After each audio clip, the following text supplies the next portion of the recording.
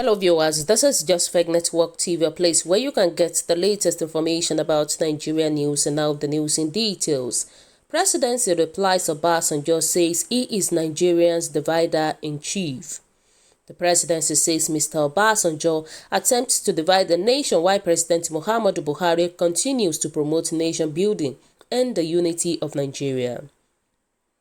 The presidency has attacked Nigeria's former president Olusegun Obasanjo over his recent statement that Nigeria is becoming a failed and divided state under President Muhammadu Buhari. Premium Times reported how Mr. Obasanjo said he has never seen Nigeria in such a bad state and blamed the current state of the country on poor management of the nation's diversity. Today, Nigeria is fast drifting to a failed and badly divided state. Economically, our country is becoming a basket case and poverty capital of the world, and socially, we are firming up as an unwholesome and insecure country. And these manifestations are the product of recent mismanagement of diversity and socio-economic development of our country, the former president said.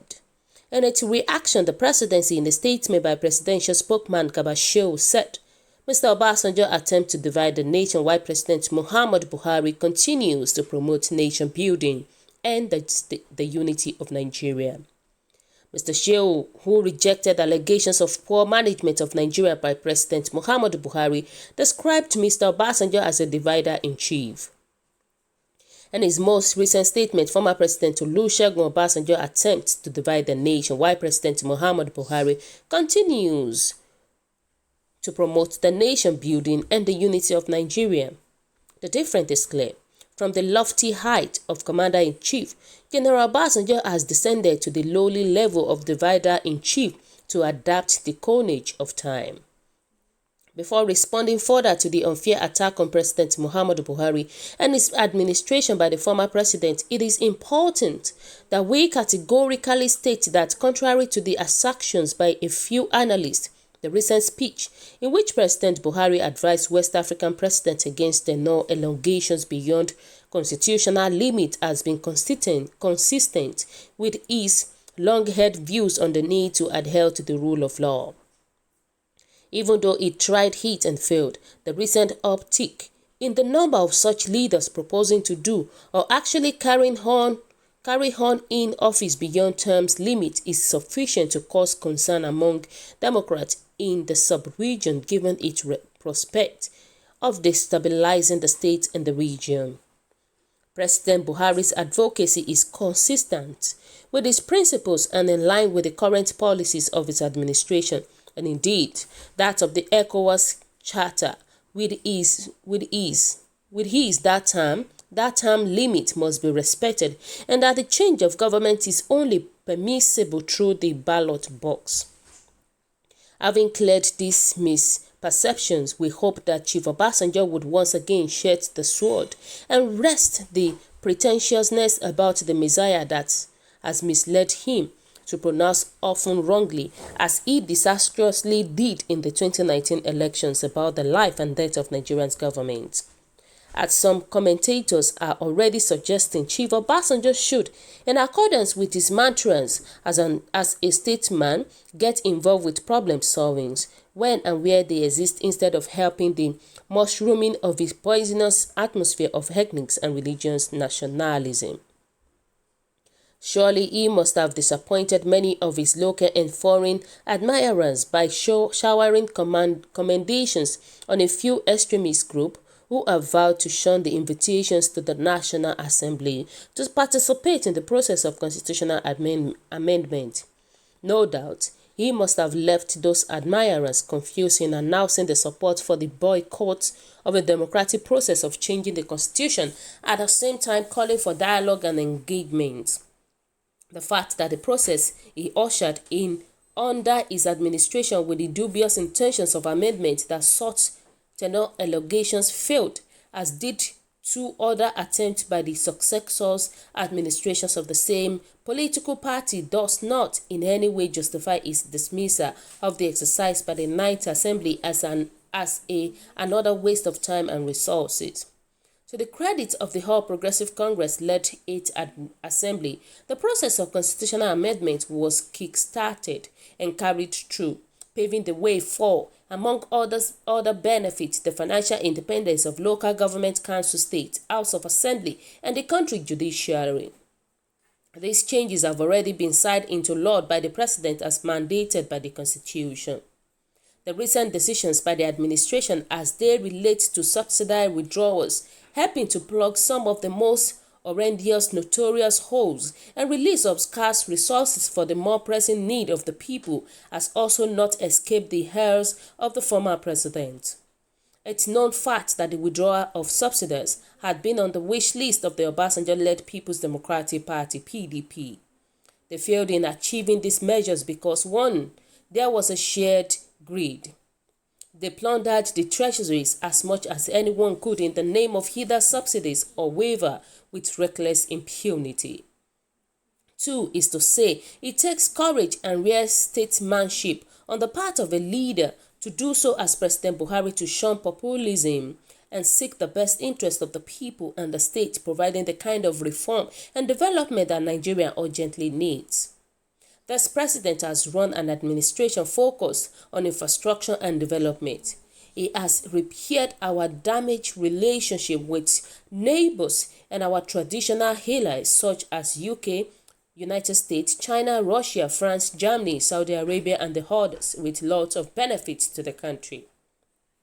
It is a pro-business administration that has used diplomacy to unlock bilateral trade and investment.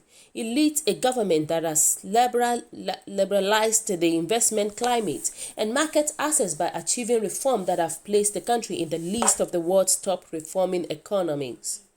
Nigeria, which other nations had mocked and ridiculed for so many things that were wrong, is today progressing at a pace reflecting its size and potential.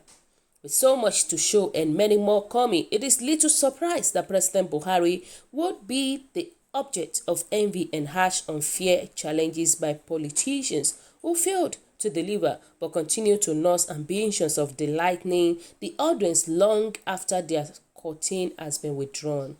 Wow, so viewers, what do you think about this? What is your own take about what the presidency just said? The fact is that Mr. Shehu is just defending his master, and that is just the reality about it. He knows the truth, but he doesn't want to speak the truth. But the reality is that there is life after Aso Rock. Definitely, one day, these people will leave. We leave Aso Rock, and another person will be in charge.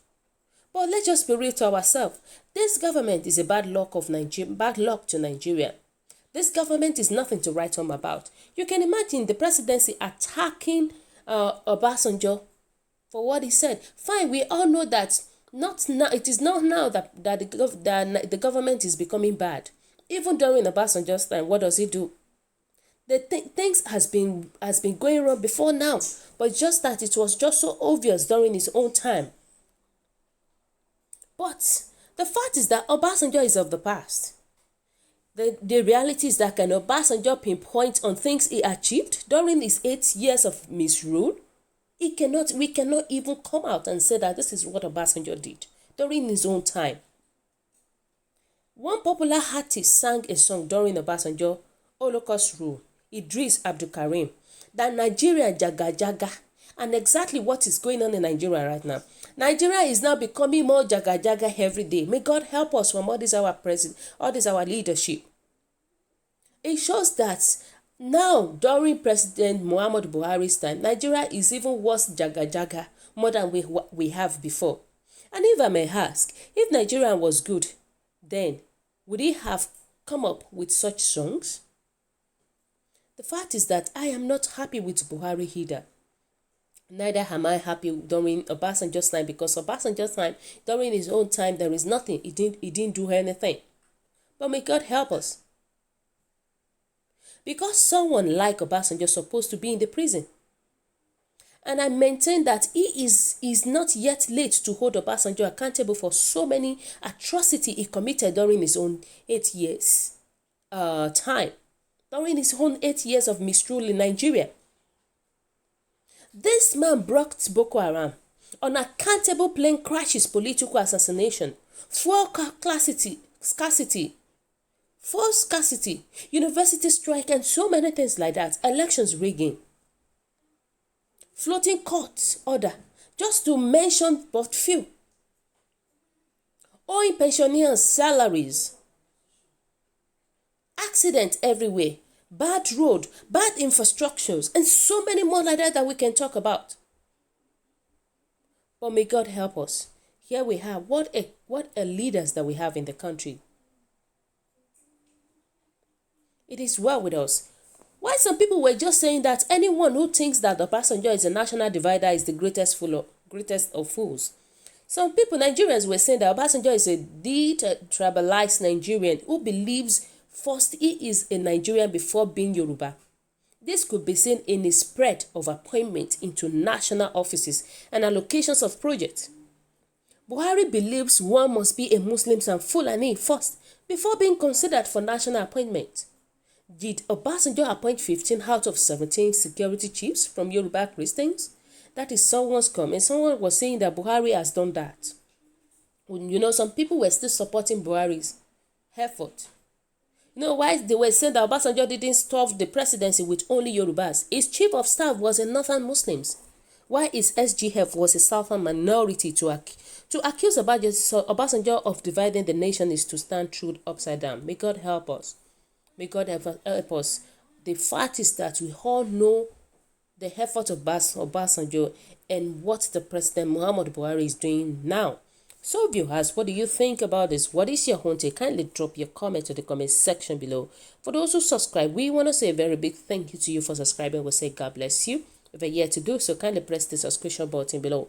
And also please don't forget to press the notification button so that whenever we upload news, you will definitely be the first person to watch our latest news anytime, any day. Thank you so much. Have a lovely day. God bless you. Bye.